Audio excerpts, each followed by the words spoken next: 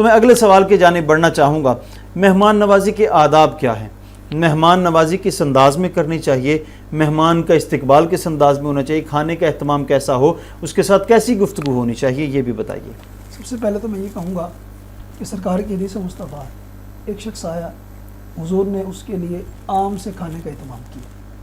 پھر ایک قوم کا سردار آیا، حضور نبی رحمت صلی اللہ علیہ وسلم نے اس کے لیے اچھے کھانے کا اہتمام کیا۔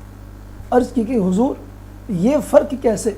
حضور نے ارشاد فرمایا وہ کسی قوم کا سردار تھا، اس وجہ سے اس کو عزت اور تکریم سے نوازا ہے، جس طرح رب کے کلام نے خود قرآن میں بیان فرمایا ہے۔ سورہ زاریات کے اندر حضرت ابراہیم علیہ السلام کا جو واقعہ بیان فرمایا ہے کہ ابراہیم علیہ السلام کے پاس جب مہمان آیا تو آپ اٹھے اور ایک بچھڑا ذبح کیا اور اس کو بھون کر اس مہمان کے سامنے پیش کر دیا۔ اللہ اکبر۔ تو اس طرح مہمان کو عزت اور تکریم دینا، اچھے کھانے سے نوازنا، یہ حضور کے جد امجد کی سنت۔ صحیح۔ اور آپ کی بات جو میزبان کے حوالے سے کہ میزبان کے لیے چاہیے کہ وہ مہمان کے لیے اچھے کھانے کا اہتمام کرے۔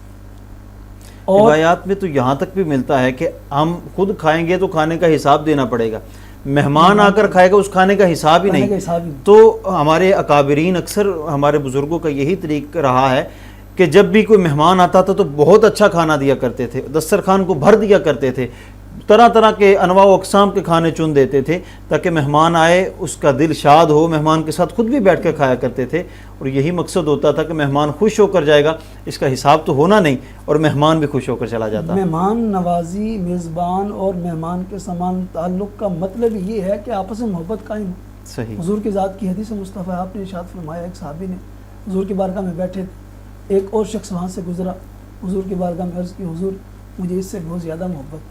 حضور نے ارشاد فرمایا کیا اس کو پتہ ہے کہ تم مجھ سے محبت کرتے ہو؟ عرض کی نہیں حضور۔ فرمایا دوڑ کے جاؤ اس کو بتاؤ کہ مجھے اللہ کی رضا کے لیے تم سے محبت۔ اللہ اکبر۔ مہمان نوازی اصل میں آپس میں محبت کو قائم کرنا ہے۔ صحیح۔ اور میزبان کے لیے چاہیے کہ مہمان کے لیے اچھی جگہ کا اہتمام کرے، اچھے کھانے کا اہتمام کرے، اس کو اس سے مرضی پوچھ لے کہ کس قسم کا کھانا، یہ بھی ہو سکتا ہے، کسی قسم کی تکلیف بھی نہ ہو۔ اور یہاں تک کہ میں نے یہ پڑھا تھا کہ ایک قوم ایسی گزری ہے کہ جو جب ان کے گھر کوئی مہمان آتا تو 24 گھنٹے میں ایک نہ ایک بندہ جاگ رہا ہوتا تھا تاکہ مہمان کو کسی چیز کی ضرورت پیش ہو اور میزبان سویا ہو۔ تو یہ انداز بھی ہمارے اکابرین نے اپنایا ہے اس طرح۔ اور جس طرح آپ بات کر رہے تھے مہمان کے لیے یہ بھی چاہیے کہ جہاں میزبان بٹھائے اس کو وہیں پہ بیٹھ جانا چاہیے۔ یہ میزبان کے لیے آداب ہیں کہ کسی کے گھر جائے تو کس انداز میں وہ بیٹھے؟ مہمان جو کسی کے گھر جائے تو وہ میزبان کو جہاں میزبان بٹھائے اس کو وہیں بیٹھ جانا چاہیے، اور جو بھی میزبان پیش کرے اس کو خوشی سے کھا لینا چاہیے۔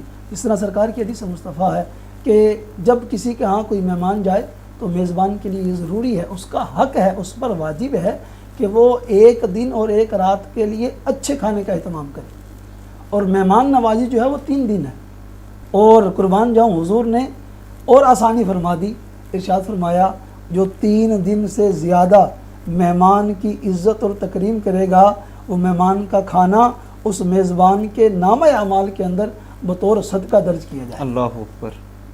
بطور صدقہ درج کیا جائے گا۔ اور جس طرح آپ کہہ رہے تھے کہ جو کھانا مہمان کے ساتھ بیٹھ کر کھایا جائے کل بروز قیامت اس کھانے کا حساب ہی نہیں ہوتا۔ اللہ اکبر۔ اس سے بڑی بات اور کیا چاہیے انسان کو؟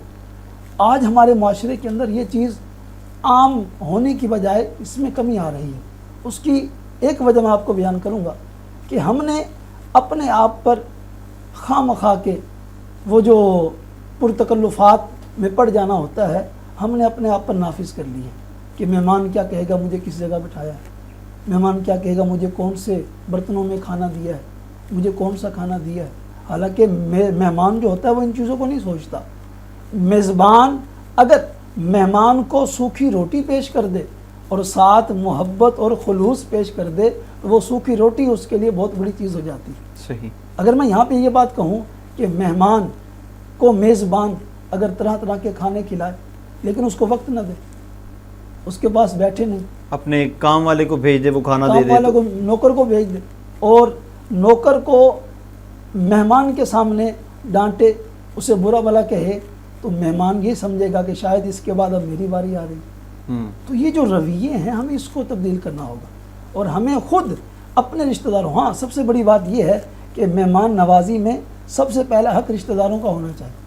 وہ جو سرکار کی حدیث ہے کہ آپس میں صلہ رحمی کرو، اگر رشتہ دار تمہارا رشتہ توڑے بھی صحیح تو تمہارا کام کیا ہے، تم اس سے تعلق جوڑو، اس کے ساتھ حسن سلوک کرو. تو یہ مہمان نوازی ایک وہ کڑی ہے کہ جس میں ہم اپنے رشتہ داروں کے ساتھ حسن سلوک وصلہ رحمی کا جو درس ہمیں حضور کی ذات میں عطا فرمایا ہے، ہم وہ درس بھی آگے بڑھا سکیں. یا حبیبی یا رسول اللہ، یا حبیبی یا رسول اللہ، یا حبیبی یا رسول اللہ، یا حبیبی یا رسول اللہ، یا نور اللہ.